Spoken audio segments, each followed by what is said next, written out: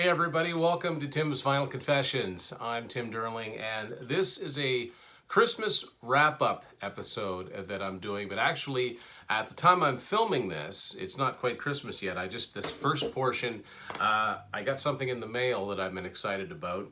It's not a gift, but it's not a Christmas gift, but yet it is, just the time of the year. Frank Landry from Channel 33 RPM, great channel. Check out Frank if you haven't already. He's got a ton of followers. If you're watching me, you probably already watch him if you're part of this vinyl community. I sent him some spare 8 tracks of mine, a couple different shipments of spare 8 tracks because somebody sent him a player and he's kind of getting that kind of weird bug like some of us have. So he sent me what I believe are some cassettes that I'm looking for, which I'm so excited to get this. And this is the package that he sent. And he said, don't pay any attention to the packaging or, don't make fun of the packaging, basically, and I haven't opened it yet. But first of all, it's a gift. I'm not going to complain about the packaging. Second, anybody that knows me, have ever seen me try to wrap something up, it can't be as bad as some of my attempts. So, let's open this up. It's so much fun doing this. Sending stuff that people like and getting stuff is cool too. All right, so... Okay, what we have here, okay, I was told to save this box. Okay, so this looks like it's the original package here. Let's have a look at this. All right, we open this. I'm terrible at opening things too. All right, here we go.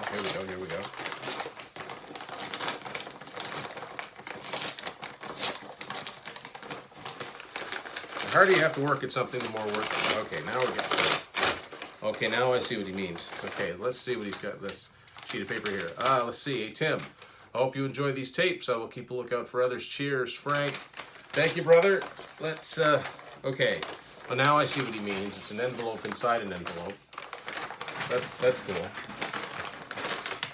This stuff is well packaged. There should be no damage whatsoever. And I see that we've got some, little bit of, bubble wrap going on here, which that's always fun. Okay, let's see what he sent me. Let's see, all right. I think I recognize a few of these already. All right. So, all right. An album that's turning 30 this year. Motley Crue, Dr. Feelgood, that's awesome. Canadian edition. Classic album, Rat Out of the Cellar, awesome. A couple of the albums that, okay, so Dr. Feelgood did, and a couple more albums that featured in our Best of 1989 episode, the first Skid Row, and the first Mr. Big. That is awesome. Thank you so much, Frank. That's cool.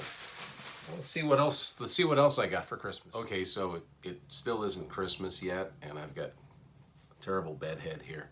But I do have another gift to open. My good buddy Matt and I always exchange gifts. He's already opened mine, and I'm gonna find out what he got for me because it's before Christmas. Don't do this at home, kids, but when you get to be 45, you can do whatever you want. It comes in a nice Backstreet Records Pickaroons bag. I don't know if that's a clue as to where this came from. Always nicely wrapped. Okay. It appears, now these are obviously 2 calendars. I'm guessing they're vinyl records. This one though I'm going to open first because I'm not sure I think it might be a book or it might be, it's got to be a book or a DVD package of some sort.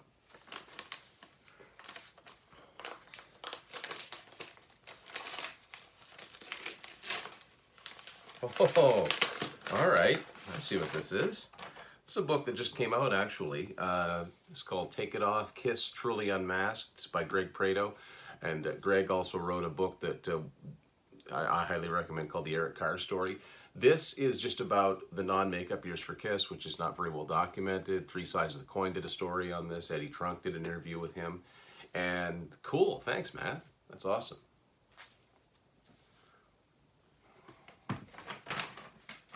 All right, let's see what I got here.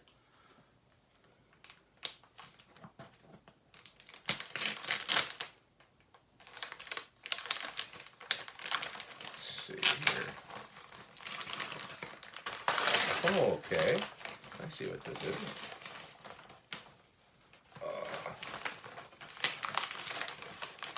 I believe this was the Records, Black Friday release. Came out.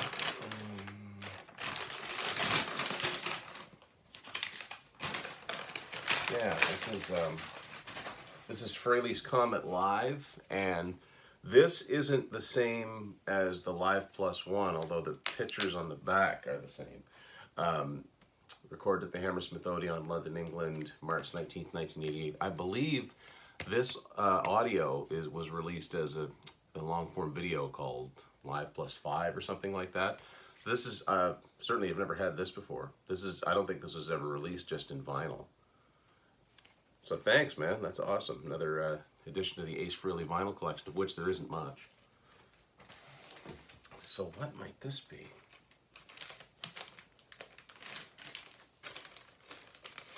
Find the one straight corner that he didn't wrap. It's very well done.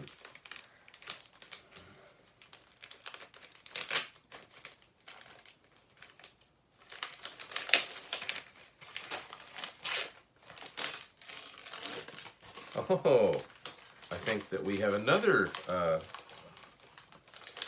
Black Friday release, which I almost bought. So, luckily that I didn't. This is Alice Cooper, live show from the 1973 Billion Dollar Babies Tour in Houston, Texas. Thanks, man. Yeah, this is the... Okay, no, so it's not quite... I thought it was just all the songs from Billion Dollar Babies live. But yeah, this was limited to 6,000 copies, but I almost bought this, so I'm glad I didn't. Thanks, buddy. So it's after Christmas. Actually, it's New Year's Eve. Yes, I know how to party. There ain't no party like a TVC party. And just wanted to finish off this video how I did for Christmas, and I'm interested to see how you all did, what kind of cool music stuff you got. First thing I'm going to show you isn't musically oriented though, but it is very cool. If you've seen me do these videos, you know I'm way into retro video games, particularly Atari 2600. So my family got me this shirt, which is so awesome. Kicking it old school with a 2600, and I can see by the knobs on it that's meant to be a heavy sixer, so that's really cool. I wear that proudly. Let's see. I mean, these are specific because, you know, my loved ones asked me what I actually wanted, so that's how I ended up with this. This is Rush Clockwork Angels on vinyl. I now have all of the Rush studio albums on vinyl, not all the live ones, not all the deluxe ones are so expensive, like the Rush and Rio and the Time Machine, but I definitely wanted to get this because this is the only studio album I didn't have. I love the fact that, I mean, not only is it a clock, but if you look, it's 2112 military time. And this will no doubt be the final Rush album. It came out in 2012, and I think it's a fine way to go out. This is a great album, and glad to finally have it on vinyl. I got a few CDs to show you here. I've got this album on record and cassette. Now I have it on CD. It's Robert Plant's first album, Pictures at 11. This is the Rhino Records reissue. Another CD to add to my Yes collection, Yes Shows. Live album from 1980. It's not from 1980 actually, it was issued in 1980.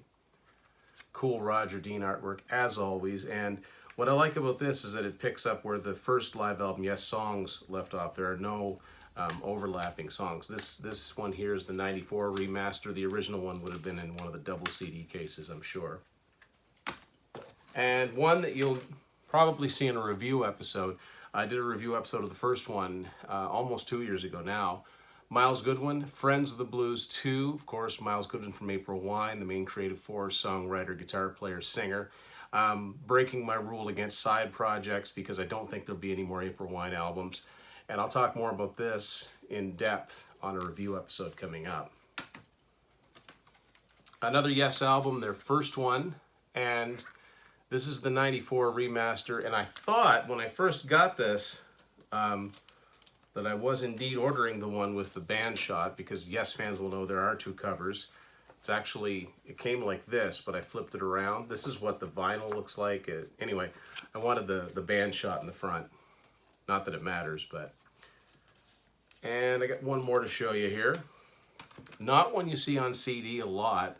It's Deep Purple, House of Blue Light from 1987. Now of the two reunion albums that the Mark II Deep Purple lineup did in the 80s, this is the rarer of the two, especially to find on CD. Perfect Strangers was the more successful album, which came out in 84, and that one you can find very easily. This one you pretty much get a special order. I've never seen this one used on CD.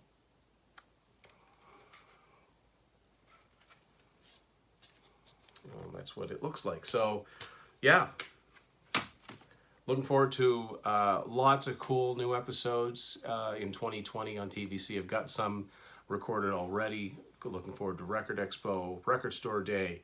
Got at least one concert that's on the horizon, and who knows, there might be more. Looking forward to your comments, as always, and I thank you for watching. And let's all have a good year. Thanks for watching Tim's Vinyl Confessions.